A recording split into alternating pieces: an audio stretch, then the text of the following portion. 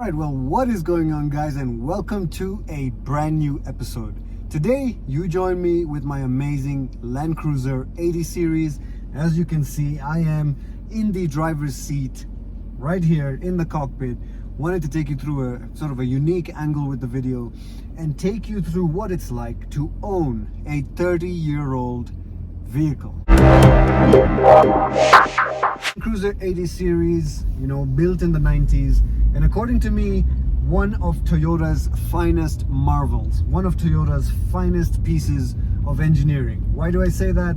Well, in the 90s and the early 80s, Toyota actually had a lot to prove. Toyota had to go against the German manufacturers and had to go against the Range Rover. The Range Rover was actually one of the first vehicles that showed people what an SUV can be, what an SUV can do. It was one of the most special SUVs because up until the Range Rover, guys, you have to remember, saloon cars were the thing, and saloon cars actually ruled everything. But the Range Rover is what came in to change that, and it's what gave people sort of ladder frame solid SUV that was actually pretty luxurious, but very off-road worthy. Toyota came out with the FJ62, which is one of my all-time favorite Land Cruisers, and after that we ended up right here with the Land Cruiser 80 series, guys. Now the 80 series is a totally unique Land Cruiser. Unique in what aspect? Unique in the aspect that this was the final Land Cruiser to feature two solid axle, guys. Now what are two solid axle? For those of you that don't know, we're talking about a solid axle in the front and a solid axle in the rear. You guys have to remember that the Land Cruiser after this, which was the 100 series Land Cruiser, went with independent front suspension in the front of the vehicle, and that was the first time they did that. Now remember, guys, independent front suspension doesn't mean your vehicle became weaker, or like a lot of people like to say, if you've got an independent front suspension, you can't do the hardcore off-roading. Well, that's just not true, because the independent front suspension has really developed very well, and it can actually be very, very robust. But there is simply nothing that beats a solid axle, and especially a twin solid axle, two solid axles. Why is that? Full-time four-wheel drive, solid axle is just so robust, guys. You can feel how strong it feels. It doesn't feel like independent suspension, You don't feel like you've sort of got finicky control arms and that kind of stuff. You feel like you have got solid metal in the front end of your vehicle, especially when you're on corrugations or you're on sort of the rougher stuff. You really get a lot of confidence that your vehicle is tough, it's rugged. And so the last vehicle with solid axles, guys, and today I wanted to just sort of encircle what it's like to own a 30-year-old vehicle, a 30-year-old Land Cruiser, because some of you might be getting into these older vehicles because maybe the older vehicles are slightly cheaper, and so you want to get into these kind of vehicles. But you guys have got to be ready for the expenses or the sort of things that a 30-year-old vehicle will need, because as reliable as we say these vehicles are, as good as they are, and as rugged and durable as they are, Toyota built everything to last 20 to 30 years. And so that would mean that a bunch of the parts in these vehicles should be nearing their end of life, and that'll be on you to replace. And so when you get into an older vehicle, you should be aware of these things. I see a lot of people who want to get into older vehicles because it's cheap to buy and cheap to maintain. The maintenance part is something you're going to want to overlook, and something you're going to want to do well. With this particular vehicle, it has been quite reliable for me, and so I can't tell you much. It's been reliable in the sense of oil services and air filters that I've been doing. But you guys know, and the viewers of you that are quite keen will know, that this vehicle has already had a transmission rebuild that I did myself. So I was prepared for those kind of costs when I got into this vehicle, that I may have to get into the transmission and that sort of work. So the bottom line is, when you're buying an older vehicle, guys, you need to do your homework. You need to be able to know what you're buying, and you need to be able to know exactly what the common issues with that particular vehicle are.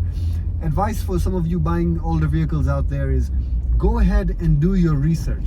Not all vehicles are the same, guys. A 1991 Land Cruiser 80 series is not the same as a 1997 Land Cruiser 80 series. 1998 Land Cruiser 100 series is definitely not the same as a 2007 100 series. Even though they carry the same nameplate, guys, Toyota changes a bunch of the parts as time goes on, and some parts are updated to be more reliable. So, you know, if they find a part in the earlier years didn't work well, those parts are updated, guys. So when you go ahead to buy that part again, you've got the updated part number and the part that actually functions properly. So that's something to always consider, is do your homework, go online, find out the good years of that particular model. And by good years, we mean the least of the issues that particular model had. And when you're buying an older vehicle, you're able to go on forums as well. So a great tip for you guys is to go on forums and get the opinions and reviews of owners, and that'll give you just a really good insight into what model year you want to get and what type of vehicle you want to get and how it's going to treat you. So go on the forums, do your education. Another aspect to look on with these older vehicles, guys, is they'll treat you so well. You know, you'll feel so classic, and it's a lovely feeling. But I don't want you to skimp out on maintenance just because it's an older vehicle, or it's an older vehicle, it can run on this kind of oil or that kind of oil. No, guys. Just because it's an older vehicle doesn't mean it gets worse fluids. That's one advice I'd also give. Put the best of fluids in your vehicle. As the vehicle gets older, I would recommend going with a slightly heavier oil. You know, as the vehicle gets older, a slightly heavier oil. When these vehicles came out, the Land Cruisers, all of them suggest 5W30 fully synthetic oil. But if your vehicle, is going on 200, 300,000 kilometers, if you're seeing a bit of oil leakage in the engine area, go for a slightly thicker oil, guys. It'll treat you well and the vehicle will like it. But choose good quality oils. I'm not saying to buy bad brands. I'm saying to buy branded oils, Mobil 1, Shell. Buy oil from people who make oil, and that's what I usually follow, and you should be okay.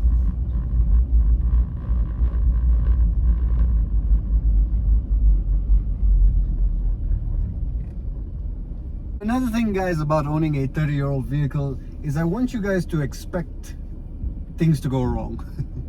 Don't get yourself into purchasing one of these 30-year-old vehicles if you're just going to get into it and expect to have a tip-top vehicle that's going to give you no issues. You get in, it starts every time, and everything is just perfect. There's just no sort of fairy tale like that.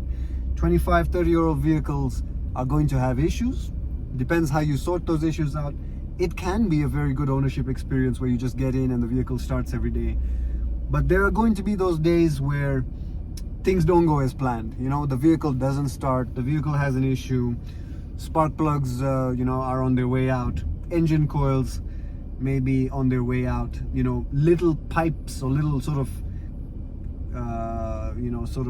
what do you call it, the extra pipes where they release the over fluids from the front of the engine bay. Those are pipes that also could be on their way out, guys. Those are pipes that you could need to replace, and those are part of preventative maintenance. You could have older pipes that have got cracks in them. These are things that you can always open your engine bay and you can check for these things.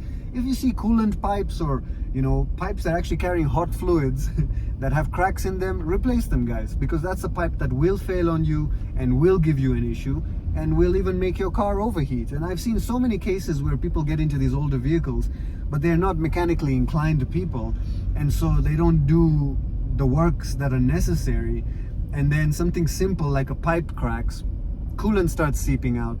They're not mechanically inclined, so they don't look, or they're not looking at their gauges. The car overheats. By the time they realize the car is overheated, it's already overheated for a couple of minutes, and you have actually caused lasting engine damage. And all of that could have been avoided if you're just a bit mechanically inclined, and you would have known what the issue was. You would have been opening up your engine bay. And this is something I do even on big trips, guys. You have to remember, I take my 30-year-old Land Cruiser on big trips and travel across Kenya and discover what we have to, and I don't have issues simply because I do my checks, I do my pre-inspections, and I make sure that before going on a trip the 80 is all good to go. So anyways, those are some of my tips, guys. Let's get out of the vehicle now, show you around the vehicle and some of the things you can expect on bodywork and sort of the exterior of the vehicle when you get into these older vehicles. Nothing too crazy, but let's park this thing now, get outside, get a good look at the beautiful 80 series, and get you guys more ready to sort of own a 30-year-old vehicle.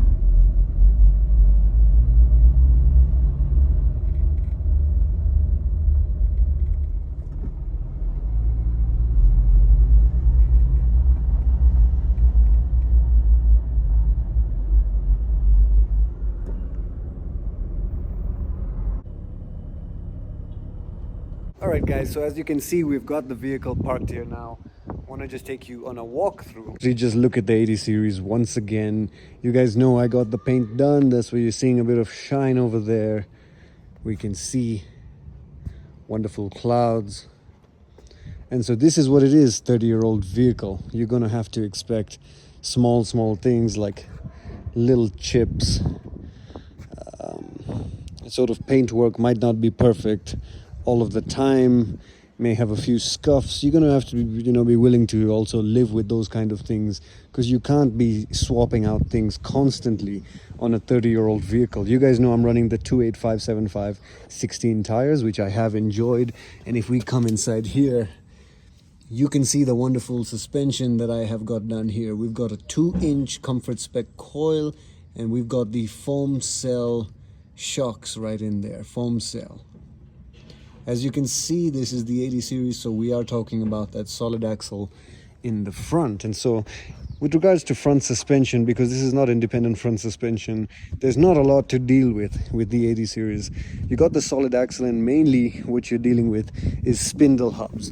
This is what we're talking about. This area, if it's leaking grease, you need to repack. I got this replaced. These are the chrome ones. But as you can see, they do come in black as well.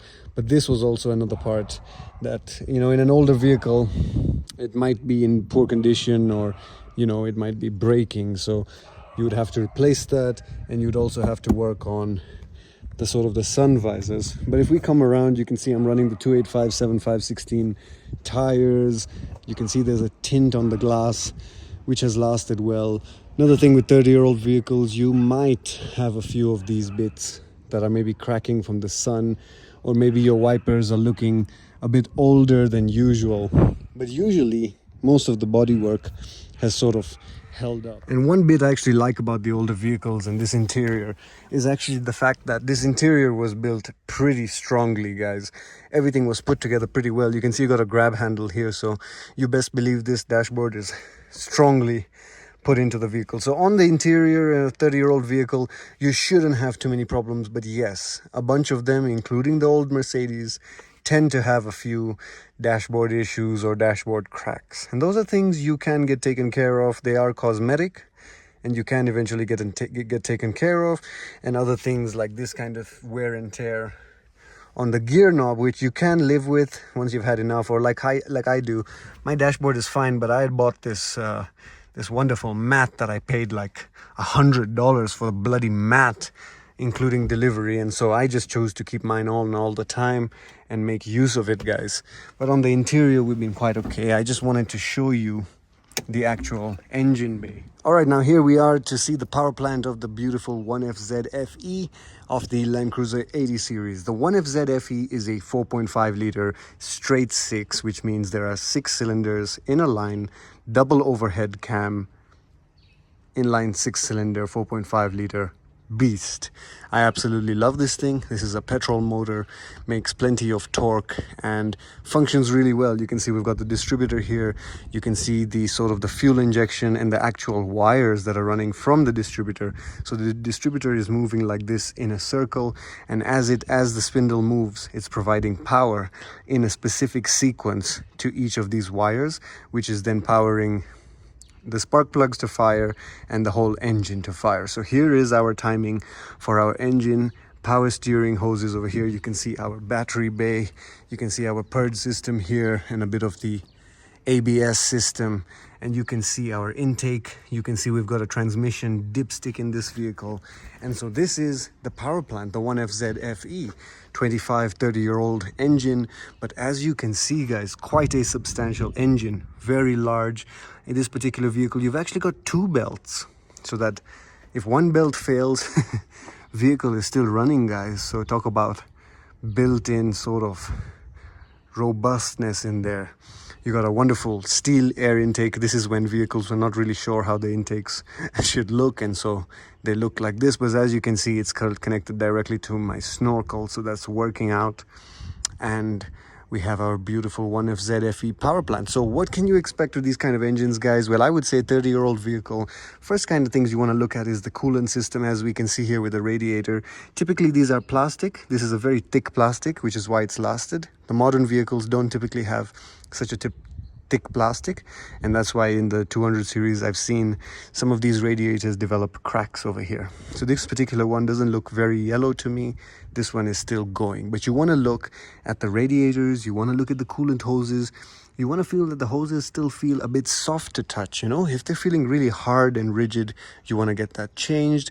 You want to look at your sort of overflow of your coolant reservoir, just that there's some coolant in there. Of course, this is just an extra reservoir. Most of the coolant the vehicle will pull from the radiator, and so you have to just make sure this radiator is full of coolant. And one thing I like to change on older vehicles, guys, is the radiator cap, because you need a good functioning radiator cap. So make sure you get an original, whatever it is, NGK or this is NTK. As long as it's functioning really well, you will be okay. And then things like fuel filters and fuel pumps, which this vehicle's is actually at the back, I did also get those things changed out, guys. When you do get a 25-30-year-old vehicle, you sometimes don't see a brand spanking shining engine. I can promise you guys that. You may have a slight bit of leakage, guys. If you see just a bit of leakage on my top cover here, this doesn't mean my engine needs an immediate rebuild. This engine is still fine, and you know, you can just get a bit of seepage because the engine is older. And what I actually want to do now that I'm seeing this seepage is start going for a heavier oil.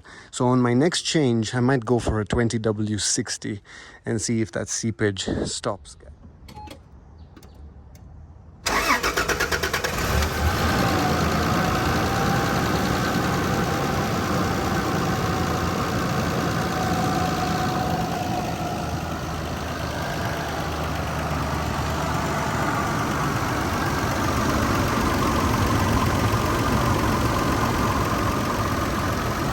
So as you can see, the engine is running pretty smoothly. That's what I like to listen. I can give it a bit of rev for you guys.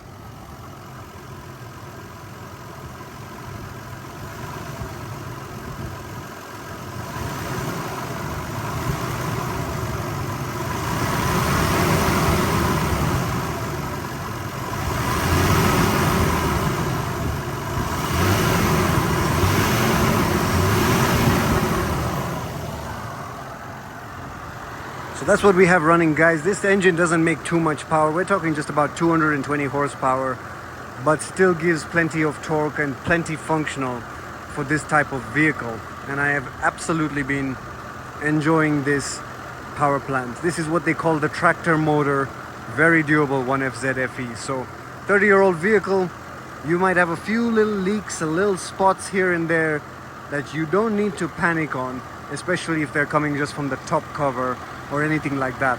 But you can definitely inspect your belts. You see the drive belts there that are running. Always inspect your belts. If you're seeing cracks and cuts in any sort of rubber in your vehicle, get that stuff replaced. Put way more content out on this channel with the beautiful 80 series today. Another episode taking you through tips and tricks with your vehicles. It's been Masaigainz checking out.